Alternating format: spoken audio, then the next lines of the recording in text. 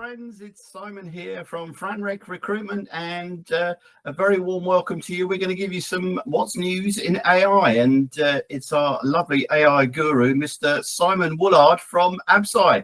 How are you doing, Simon? Hello, Simon. Yes, another week in the world of AI.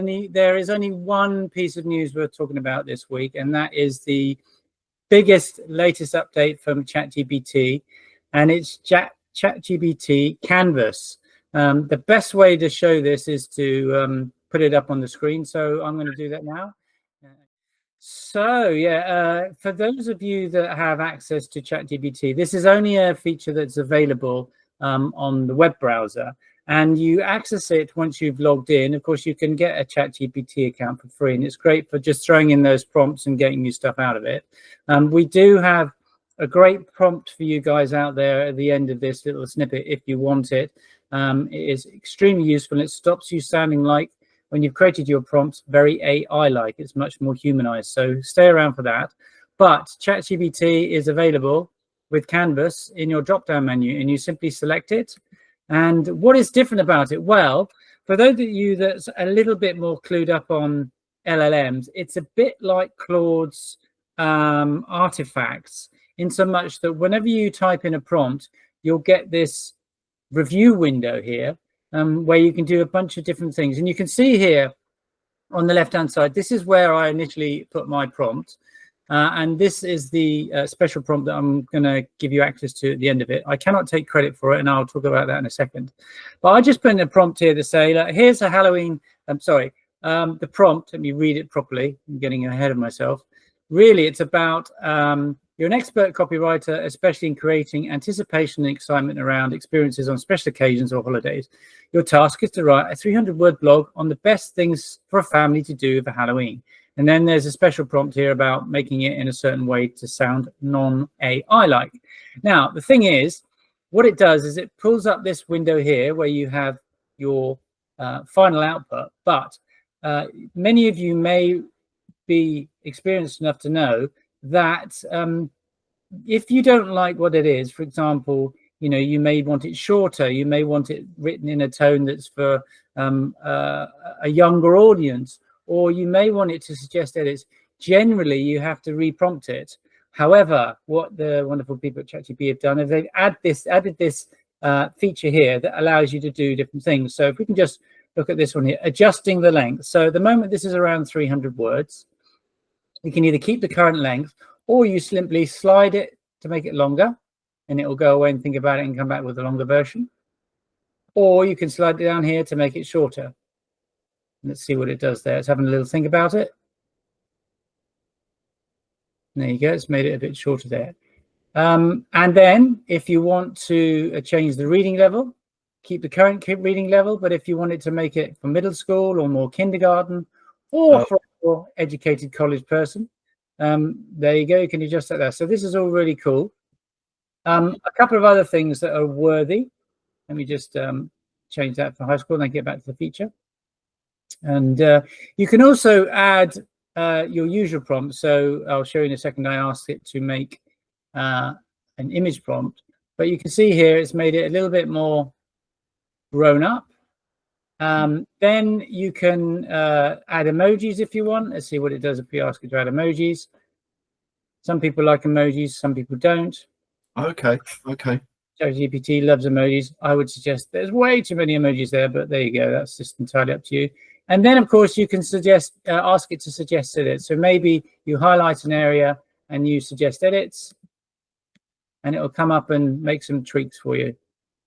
So it's highlighting it, consider adding this, consider doing that. And you can decide whether you want to accept it or not, which is what I've done. That's made those edits there. So this is really, really good. Now, what is this all leading for, you may ask yourself? Well, for those of you that are familiar with Claude, you can also add, let me just close this down, you can add your own documents and ask it to do things. Okay, so as I mentioned, you can also add image prompts through it if you've created a piece of copy. So the same functionality is there. Something that's a little bit more interesting, of course, is the ability to add and upload Google Sheets and get charts. And I've added some here, and then I've asked for it to create a different kind of a chart. And even in the charts, you can, I mean, you can see this is pretty horrible. I asked it to make it, it asked myself, limit the collections displayed, and it made it a bit easier. And then it asked if I wanted to adjust the color, and you can adjust the color. So this is all quite useful as well. And then of course you can download them and use a way to add them into your own documents or into your own presentations. But of course, the ability for ChatGPT to comment and provide feedback on what you're asking it and what you've provided in things that you've generated yourself or prompts, and the output of prompts that you've given it is extremely valuable. And this is all leading to a situation where, for those of you that know about Claude Artifacts, all of this interaction here is going to change to voice control. Now, some of you may have the feature on your mobile, if you use the mobile app version of ChatGPT, where you can simply give it a voice command. You can speak to it in conversational language, and it gives you a reply, either in text or back as a voice, artificial voice character, if you like. Mm-hmm. And this is all coming down the line, where fundamentally you'll have something on your screen and you will talk to your ChatGPT assistant in a normal conversational way to get to the output that you ultimately want. So that's really it on Canvas for the moment. Really, really handy. It's the greatest thing that they've brought out recently. And it's well worth going to explore if you haven't already got a ChatGPT account. Excellent. And just to be clear, so if you've got a ChatGPT account, this is now built into it, is it? Or do you need to access something else to initiate this Canvas? You should, if you go online, you should be able to access it on the drop down with the different models. So you've got more models here. A lot of people have GPT-4o yep. Mini, GPT-4, but you can see in the drop down GPT-4o with Canvas. Excellent. And this is giving people a little more. Okay. I mean, that's really clever because you know, in terms of the messages you put out to your audience, for example, you know, if you're going to do something on TikTok, for example, you may want to gear that up and the language you use to a slightly younger audience than you would do on, say, LinkedIn, for example. So you can adjust the tone of the copy to suit different social platforms, perhaps, and different prospects. I know franchising is very, very keen on attracting the younger generation into the industry. We did some work with the university recently, and the feedback from the students was that, you know, they're going to initiate their inquiries through platforms like TikTok and Instagram. So I think it's great that you've got the opportunity now to really tailor your writing style to the audience, and that sounds really exciting. Yeah, you have here, this is a prompt that you can have if you want to make your writing style more human and less AI. And it's very long here, so I'm not expecting you to scribble it down while you're on the newscast, but it will be available by I think, if you explain how people can get hold of this, Simon.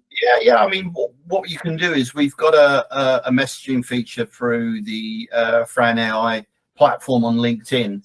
Just put an information request in there and we'll email it across to you. So basically what they can do is they can copy and paste this into the ChatGPT canvas, and that's a ready-made prompt. From Sabrina, and she knows what she's doing. So this thing works. So go ahead, fill your boots, and save it to your desktop, and then just pull it out and then use it whenever you need to have a more of a prompt when you want to make sure it sounds more human. So there we go.